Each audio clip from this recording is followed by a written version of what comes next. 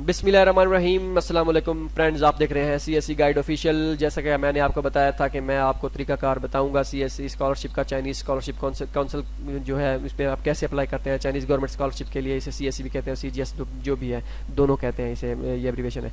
तो ये उनके लिए है जो जिन्होंने नए सिरे से अप्लाई करना है 2020-21 के लिए। ठीक हो गया जी।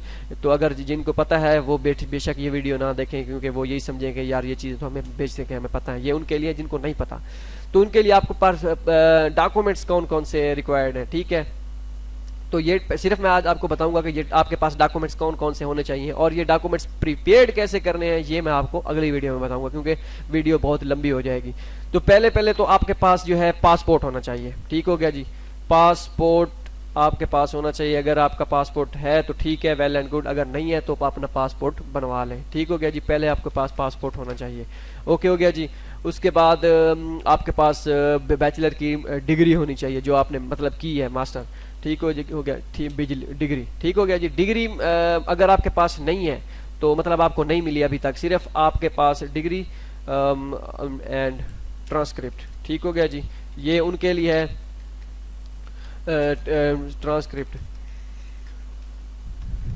ट्रांसक्रिप्ट आपके पास होनी चाहिए। ओके हो गया जी। अगर आपके पास, अगर आपने आपका पूरा कंप्लीट हो गया है, आप एक्स हो गए हैं, लेकिन अगर आपको डिग्री नहीं मिली हुई, सिर्फ आपके पास ट्रांसक्रिप्ट, आपका मतलब जो ड्यूरेशन है दिसंबर से, मतलब जनवरी फरवरी मार्च अप्रैल से स्टार्ट होंगे। ठीक हो गया जी, तो एडमिशन स्टार्ट होंगे इस स्कॉलरशिप के लिए। तो ये उनके लिए आपके पास डिग्री और ट्रांसक्रिप्ट अगर आपके पास है तो ठीक है, अगर नहीं है तो अगर आपके पास सिर्फ ट्रांसक्रिप्ट है तो डिग्री आप अर्जेंट निकलवाना चाहते हैं तो निकलवा दें लाजमी। अगर आपके पास वो डिग्री आप नहीं निकलवा सकते या आपके अभी तक इशू नहीं हुई, तो आप सिर्फ ट्रांसक्रिप्ट के साथ होप सर्टिफिकेट यूनिवर्सिटी से बनवा सकते हैं। होप सर्टिफिकेट वो बना के देते हैं कि भाई होप नहीं, सॉरी, प्रोविजनल सर्टिफिकेट के साथ काम चल जाएगा। ठीक हो गया जी, लेकिन बेहतर ये है कि आप डिग्री निकलवा लें। अगर नहीं है तो फिर ट्रांसक्रिप्ट। अगर ट्रांसक्रिप्ट भी नहीं है, मतलब कि आप 7वें सेमेस्टर में पढ़ रहे हैं, आपका जैसे जनवरी फरवरी में 7वां सेमेस्टर मोस्टली चल रहा होता है लड़कों का, तो आप उनसे होप सर्टिफिकेट बनवा सकते हैं कि भाई इस डेट तक मतलब अगस्त में, जुलाई अगस्त में एडमिशन स्टार्ट होते हैं, तो उस वक्त तकरीबन जो है आपको डिग्री वगैरह और ट्रांसक्रिप्ट वगैरह, तो डिग्री तो लेट मिलती है, ट्रांसक्रिप्ट आपको मिल चुकी होती है। तो वहाँ तब तक आपको ट्रांसक्रिप्ट मिल जाएगी। होप सर्टिफिकेट में यही लिखा होता है कि इस डेट तक ये बंदा अपनी डिग्री कंप्लीट कर लेगा, फला जो हर यूनिवर्सिटी को पता होता है। तो ये चीज़ें, अगर आप बैचलर के लिए अप्लाई करना चाहते हैं, मतलब के लिए आपने इंटर किया हुआ है, तो और आप बैचलर के लिए अप्लाई करना चाहते हैं, तो फिर तो आपके पास फर्स्ट ईयर और सेकंड ईयर दोनों का रिजल्ट कार्ड होना चाहिए। मैट्रिक और जो है इंटर का दोनों का आपके पास संदेह होनी चाहिए या रिजल्ट कार्ड होने चाहिए, उस पर आप अप्लाई कर सकते हैं। ठीक हो गया जी। उसके साथ तो ये चीज़ें सॉरी, तो ये चीज़ें हो गई, डिग्री और ट्रांसक्रिप्ट हो गया, पासपोर्ट हो गया। उसके बाद आपको चाहिए होता है जो रिकमेंडेशन लेटर चाहिए होते हैं। ठीक हो गया।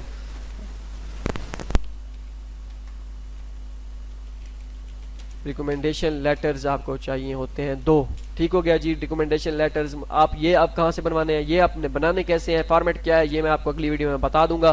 ठीक हो गया जी। आज मैं आपको बताऊंगा अब कि ये होता क्या है, मतलब कहाँ से बनवाने होते हैं। ये आपने जहाँ से अपनी प्रीवियस डिग्री की है, मतलब आपने मास्टर किया है, वहाँ से मास्टर किया है आपने जीसी यूनिवर्सिटी से या यूईटी से, जहाँ से भी किया है, तो मास्टर ये पाकिस्तान का 16 साल डिग्री। तो उसके बाद अगर आप अप्लाई करना है एमफिल के लिए, मास्टर के लिए, तो आपके जहाँ से आपने प्रीवियस डिग्री किया है उन प्रोफेसर या एसोसिएट प्रोफेसर से जो है आपने रिकमेंडेशन लेटर बनवाने हैं कि भाई मैं इसे पढ़ाता रहा हूँ, ये अच्छा स्टूडेंट है, जो भी है उसका फॉर्मेट मैं आपको अगली वीडियो में बता दूंगा। 2 लेटर बनवाने हैं, एक प्रोफेसर से बनवा लें, एक एसोसिएट प्रोफेसर से बनवा लें। यहाँ पे असिस्टेंट प्रोफेसर चलते हैं, लेकिन कोई मसला नहीं, आप उनको कहें सर आप एसोसिएट प्रोफेसर है, बस हमें बना दें, या एक प्रोफेसर से बनवा लें, या एक और फिर HOD हेड ऑफ डिपार्टमेंट से बनवा लें, या फिर डीन से, या जो भी आपका यूनिवर्सिटी का बड़ा है वहाँ से बनवा सकते हैं।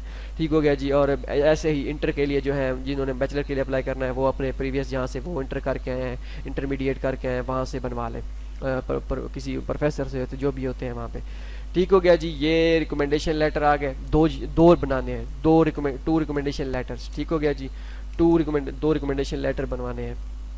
सेम प्रोफेसर के नहीं होने चाहिए, सेम फॉर्मेट में भी नहीं होने चाहिए, मतलब कि उनकी वर्डिंग जो है मुख्तलिफ होनी चाहिए। एक रिकमेंडेशन लेटर की वर्डिंग और होनी चाहिए, दूसरे की और, क्योंकि वो ये देखेंगे कि भाई ये 2 प्रोफेसर हैं, इनकी सेम वर्डिंग है, सेम वर्डिंग कैसे आ गई है, तो फिर एक प्रोफेसर होगा जिन्होंने खुद 2 नंबरी करके 2 लेटर्स बनाए होंगे। ठीक हो गया जी, ये चीज़ें। उसके बाद आता है इंग्लिश प्रोफिशिएंसी सर्टिफिकेट। कि इंग्लिश प्रोफिशिएंसी सर्टिफिकेट होना चाहिए। कोई आइट्स वगैरह, इसमें आइट्स लाजमी नहीं होता पहली बात। तो कुछ यूनिवर्सिटीज़ होती हैं टॉप रैंक यूनिवर्सिटी, जो चाइना की 4-5 टॉप रैंक यूनिवर्सिटी है, तो 4-5, हाँ, वो उनके लिए आइट्स होता है, वो मस्ट लिखते हैं, लेकिन ज़्यादातर नहीं होता।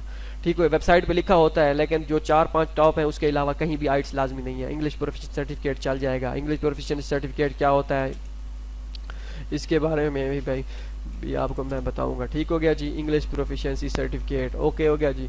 इंग्लिश प्रोफिशिएंसी सर्टिफिकेट आपने यूनिवर्सिटी से बनाना है, जहाँ से आप बनवाना है, जहाँ से आपने प्रीवियस डिग्री की है, ठीक है, वहाँ से आपको मिलेगा इंग्लिश प्रोफिशिएंसी सर्टिफिकेट। उनको जाकर कहेंगे सर हमें इंग्लिश प्रोफिशिएंसी सर्टिफिकेट बना दें, वो आपका नाम लिख के ऊपर वो इंग्लिश प्रोफिशिएंसी सर्टिफिकेट बना देंगे आपको। अगर आपकी यूनिवर्सिटी को फॉर्मेट आपके उनके पास नहीं है या उनके पास टाइम नहीं है, तो आप उनसे कहें मैं सर खुद अगर बना के ले आऊँ, आप मुझे स्टैंप वगैरह और वो सारी चीज़ें लगा देंगे, तो वो कहेंगे हाँ ठीक है, तो वो इंग्लिश प्रोफिशिएंसी सर्टिफिकेट वो आप को ज़रूरी होता है, लाजमी होता है। तो ये कैसे इसका फॉर्मेट है, कैसा होता है, ये मैं आपको अगली वीडियो में बता दूंगा, जैसे मैंने आपको कहा है वो। ठीक हो गया जी।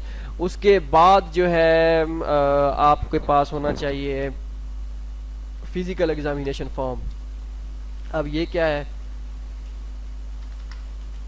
फिजिकल एग्जामिनेशन फॉर्म होना चाहिए, ठीक है। Physical examination form for foreigners okay हो गया जी। ठीक हो गया जी। ये फिजिकल एग्जामिनेशन फॉर फॉरेनर्स आपके पास में टाइम नहीं है इसलिए ठीक हो गया जी। फॉरेनर्स ये आपके पास होना चाहिए फिजिकल एग्जामिनेशन। ये कैसे क्या होता है? ये क्या होता है? ये होता है कि इसमें आप एक फॉर्म बना होता है, वो सारी चीज़ें भी मैं आपको दे दूंगा। वो एक फॉर्म होता है, पीडीएफ फॉर्म है, ठीक है, उससे आप वो ब्लैंक होता है, उस पर सारी चीज़ें लिखी होती हैं। वो आपने हॉस्पिटल में जाना है, किसी भी हॉस्पिटल में, गवर्नमेंट हॉस्पिटल में चले जाए, DH की ये क्या होते हैं यार, डिस्ट्रिक्ट हेडक्वार्टर। ठीक हो गया जी। तो वहाँ पे आप जाके उनके कहें भी ये टेस्ट हमारे कर दें, ये वाले, और ये टेस्ट वगैरह करके, वो सारी नॉर्मल चीज़ें होती हैं, ब्लड प्रेशर और HIV, ये सारी चीज़ें वहाँ से वो करवा के, उसके बाद MBBS जो है वहाँ पे डॉक्टर जो होता है वो स्टैंप लगा के देता है। ठीक है, वो कैसे बनाना है, वो कहाँ स्टैंप लगानी है, कैसे कैसे फिल करना है, मतलब फिल होगा, वो सारी चीज़ें मैं आपको अगली वीडियो में बताऊंगा। ठीक हो गया जी। फिजिकल एग्जामिनेशन फॉर्म ये कोई इतना मसला नहीं है, ये कोई ऐसा नहीं होता कि वो सारी चीज़ें करें। अगर आपका डॉक्टर कोई है MBBS वाकिफ, तो या कोई अस्पताल में होते हैं आपके वाकिफ, तो वहाँ पे चले जाके सारे टेस्ट जो नॉर्मल रूटीन के होते हैं, थोड़े बहुत होते हैं, इतना मुश्किल नहीं होता, वो करवा लें।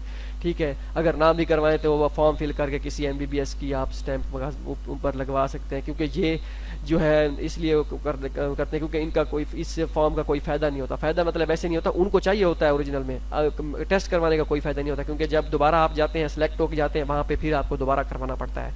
वो पाकिस्तान में करवाना पड़े या चाइना में जाके करवाना पड़े, वो आपको लाजमी करवाना पड़ता है, इसलिए इसका कोई फ़ायदा नहीं है। लेकिन हाँ, अगर आप करवाना चाहते हैं, शायद बाद में अगर सिलेक्ट भी हो गए, बाद में आपकी कोई बीमारी ना निकले, तो अभी से आपको पता चल जाएगा कि आपके पास आपके अंदर खुदा ना खासा कोई बीमारी ना हो। तो ठीक हो गया जी, ये चीज़ भी आ गई। ठीक हो गया। इसके बाद है फिजिकल एग्जामिनेशन फॉर्म के बाद स्टडी प्लान। ठीक हो गया जी। स्टडी प्लान आपके पास होना चाहिए। ये स्टडी प्लान क्या बुला है? स्टडी प्लान और रिसर्च प्रपोजल इसे कहते हैं, रिसर्च प्रपोजल। यहाँ से लड़के भाग जाते हैं कि पता नहीं ये कैसे बनता है। तो ये इतना मुश्किल नहीं होता, ये सिर्फ तकरीबन फॉर्मेलिटी होता है, लेकिन आपको बनाना पड़ता है। जितना आपका रिसर्च प्रपोजल स्टडी प्लान अच्छा होगा, उतने ही आपके एडमिशन के चांसेस ज़्यादा हो सकते हैं, लेकिन ये लाजमी भी नहीं है। ठीक हो गया जी। और दूसरी बात ये कि लड़के परेशान होते हैं कि हमारी भाई 2.7 CGPA है, 2.9 है, 3.0 है, फला, तो हमारा हो जाएगा एडमिशन या नहीं होगा। भाई CGPA पे डिपेंड नहीं करता, मैं पहले बोल रहा हूँ, CGPA कुछ भी डिपेंड नहीं करता। हाँ, अगर थोड़ा बहुत कहीं किसी जगह पे कर जाता है, लेकिन ज़्यादातर नहीं करता। जिनकी ज़्यादा CGPA है वो खुश ना हो, और जिनकी कम CGPA है वो परेशान ना हो। ठीक हो गया जी। ये दो चीज़ें हैं, तो ऐसी कोई बात नहीं है कि CGPA नहीं ना हो तो आपका एडमिशन नहीं होता, हो जाएगा। ये सब लक और हार्ड वर्क पे डिपेंड करता है। और कुछ चीज़ें मैं आपको जो बताऊंगा कि कैसे कैसे आपने चीज़ें करनी है, तो उस चीज़ों की बिना पर, ट्रिक्स जिसे कहते हैं, उनकी बिना पर भी आपका एडमिशन हो सकता है। ठीक हो गया जी। और ये चीज़ें तो, और स्टडी प्लान और रिसर्च प्रपोजल में होता क्या है, ये मतलब आपने बताना होता है कि मैंने यहाँ ये डिग्री यहाँ से की है, और मेरा ये बैकग्राउंड था, मेरा ये फाइनल ईयर प्रोजेक्ट था, मैंने ये एक्सपीरियंस किया था, और ये चीज़ और ये मैं वहाँ जाके क्या करना चाहता हूँ, ये सारी चीज़ें मैं उसके बारे में कैसे बनता है, ये मैं आपको अगली वीडियो में बताऊँगा। स्टडी प्लान के कैसा होना चाहिए और इसमें क्या क्या चीज़ें आपने शामिल करनी है। और इसके बाद एक चीज़ आती है एक्सेप्टेंस लेटर। ठीक हो गया जी। एक्सेप्टेंस लेटर क्या बोला है, काफ़ी सारे लड़के यहाँ पे भी परेशान हो जाते हैं। एक्सेप्टेंस लेटर, ठीक हो गया जी। एक्सेप्टेंस लेटर ये होता है कि जैसे हम यहाँ पे मास्टर जो करते हैं, मतलब बैचलर करते हैं, यहाँ पे एक फाइनल ईयर प्रोजेक्ट हमारा होता है और उसमें हमारा एक सुपरवाइज़र रखा जाता है कि जो आपको गाइड करता है। तो वो सुपरवाइज़र जो होता है वो हमें सब कुछ बताता है कि आपने ऐसे करना है, ऐसे वैसे नहीं करना। तो वैसे ही अगर आप मास्टर एमफिल करने के लिए या एमएस करने के लिए जाना चाहते हैं, वहाँ पे आप प्रोफेसर को आपने मेल करनी होती है कि सर मैं आपकी सुपरविजन के अंडर काम करना चाहता हूँ, तो काइंडली अगर आप मेरी सुपरविजन करें तो मैं आप एज ए स्टूडेंट आपके अंडर काम करूँगा, रिसर्च वर्क करूँगा, लैब में काम करूँगा, आपकी जो सारी चीज़ें। तो ये चीज़ इस वो फिर आपको देता है, हाँ चल ठीक है मैं आपको सिलेक्ट रखता हूँ, आप ये लो एक्सेप्टेंस लेटर। एक्सेप्टेंस लेटर जो होता है फिर वो आपको डॉक्यूमेंट के साथ अटैच करना होता है और ये कंपलसरी नहीं होता। हाँ कंपलसरी नहीं होता, ये नहीं कि आपको एक्सेप्टेंस लेटर ना मिले तो आप अप्लाई भी ना करो, तो ये कंपलसरी नहीं होता, ये ऑप्शनल होता है। मगर इसके साथ आपके चांसेस जो है ज़्यादा हो सकते हैं। आपने एक्सेप्टेंस लेटर कैसे हासिल करना है, आपने मेल कैसे करनी है, आपने प्रोफेसर कैसे फाइंड करने हैं मुख्तलिफ यूनिवर्सिटीज़ के, हमें कैसे पता चलेगा कि अगर मैंने सिविल इंजीनियरिंग के लिए एमएस के लिए अप्लाई करना है तो मुझे कैसे पता चलेगा कि मैंने प्रोफेसर फाइंड करने हैं, या मेरे प्रोफेसर कौन कौन से हैं, या मैंने कंप्यूटर साइंस के लिए अप्लाई करना है तो मुझे कैसे पता चलेगा। ये सारी चीज़ें मैं आपको बताऊँगा अगली वीडियोज़ में, तो आपने परेशान नहीं होना। मैंने सिर्फ आपको ओवरव्यू दिया है कि आपको डॉक्यूमेंट्स कौन कौन से रिक्वायर्ड होने चाहिए आपकी स्कॉलरशिप अप्लाई करने के लिए। बाकी चीज़ें जो है मतलब कि ऑप्शनल जो लड़के पूछते रहते हैं वो उसके बारे में मैं आपको बता देता हूँ। वो ये कि भाई जी आपकी डिग्री HEC से वेरीफाइड होनी चाहिए या नहीं होनी चाहिए। ठीक है, तो HEC से अगर आपकी डिग्री वेरीफाइड है तो वेल एंड गुड, अगर नहीं है तो कोई मसला नहीं है। ठीक है, IBCC जैसे मतलब बोर्ड से वेरिफिकेशन, IBCC के ऑफिस से इंटर और मैट्रिक की अगर अब वो आपकी नहीं है तो कोई मसला नहीं है। ठीक है, अगर आपके पास आइट्स नहीं है तो कोई मसला नहीं है। ये सारी चीज़ें ऑप्शनल है, ये बाद की बातें हैं। पहले से डॉक्यूमेंट सिर्फ यही रिक्वायर्ड होते हैं जो मैंने आपको बताए हैं। ठीक हो गया जी। अब ये डॉक्यूमेंट्स कैसे भेजने हैं, कितने भेजने हैं, कितने सेट बना के भेजने हैं, ये मैं आपको आने वाले वक्तों में बताऊंगा। और मेन चीज़ ये होता है ये है कि CSE स्कॉलरशिप की अपनी कोई डेडलाइन नहीं है। ये डिपेंड करता है, CSE स्कॉलरशिप है मतलब कि इसके अंडर 200 यूनिवर्सिटीज़ आती हैं, 200-250।